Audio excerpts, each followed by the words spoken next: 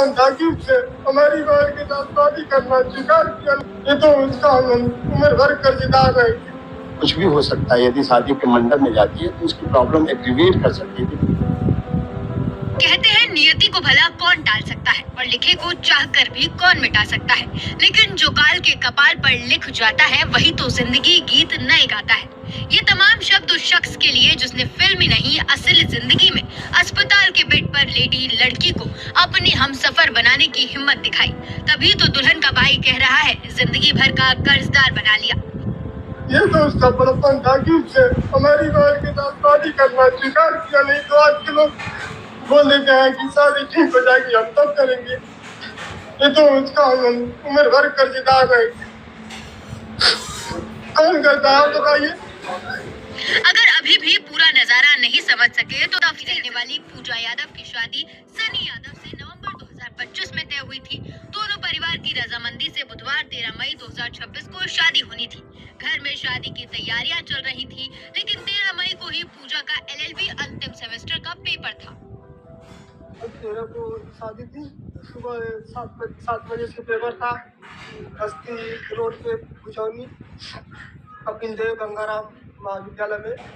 तो मेरा दोस्त पेपर दिलवा के आ रहा था, करौली थाने के पास तो शादी का वो था, तो थोड़ा चक्कर वगैरह आ गया तो सर वो कर बाइक से वो गिर गई। उसके बाद फिर वहाँ से वो ले गया करौली CHC में भर्ती करवाया। फिर वहाँ उसका फर्स्ट एड हुआ। उसके बाद फिर वहाँ से डॉक्टर बोले कि गोरखपुर ले जाओ दिखाओ। सुबह वो भाई के साथ परीक्षा देने गई थी। परीक्षा खत्म होने के बाद दोपहर करीब 12 बजे दोनों बाइक से घर लौट रहे थे। रास्ते में पूजा को चक्कर आ गया और वो बाइक से नीचे गिर गई, जिससे सिर में गंभीर चोट आ गई। हालत नाजुक हो गई। डॉक्टर का कहना है कि कुछ भी हो सकता है। ये बच्ची थी, वो अपने बाइक पे पीछे बैठ के दोपहर में जिसमें टेम्परेचर हाई था, वो अपने एग्ज़ाम देने गई थी और एग्ज़ाम दे के वापस घर जा रही थी। वो पीछे गिरी और उसका सर जो है पीछे टकरा गया। पीछे वाला सर का आगे वाला फ्रंट उसका ज़मीन पे लग गया। उसकी वजह से उसको इंट्राक्रेनियल थोड़ी ब्लीड हुआ और पूरा डिहाइड्रेटेड थी। इलेक्ट्रोलाइट डिसबैलेंस था, मेटाबॉलिक एसिडोसिस में लॉन्च हो गई थी, प्लस साथ में हीट स्ट्रोक था और इंट्राक्रेनियल ब्लीड था।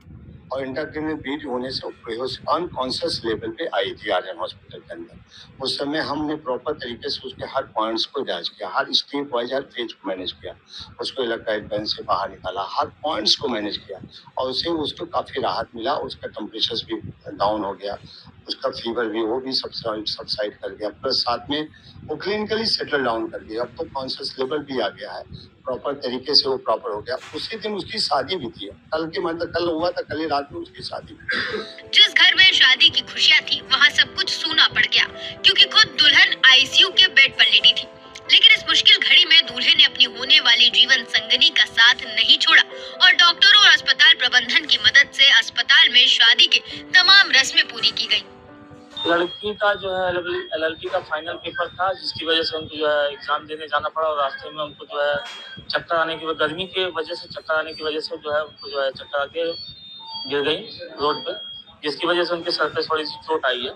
और इस वजह से शादी जो है 13 मई की थी और उसी डेट में हम लोगों ने धूमधाम से शादी कराई।